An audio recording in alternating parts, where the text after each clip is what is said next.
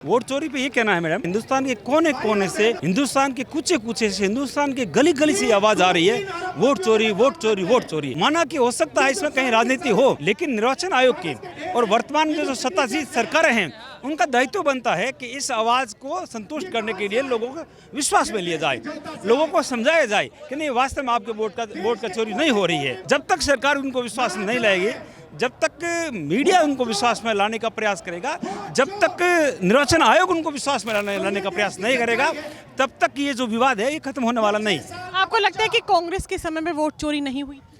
मेरा निवेदन ये है कि कांग्रेस के समय में अगर वोट चोरी हुई तो भी गलत है, और बीजेपी की सरकार के समय अगर वोट चोरी हुई तो गलत है, और आपके समय में अगर वोट चोरी हुई तो गलत है। गलत को हमेशा गलत कहेंगे, कुछ सही नहीं कहेंगे। लेकिन वर्तमान परिस्थितियों में जिस तरह से हल्ला हो रहा है, एक एक घर से सैकड़ों वोट निकल रहे हैं, मृत लोगों के वोट निकल रहे हैं, देवी देवता के नाम से वोट छप रहे हैं, पशुओं के नाम से वोट छप रहे हैं, इस तरह की अगर स्थिति होती है तो उसमें निश्चित रूप से कहीं शक में बड़ी बात हो।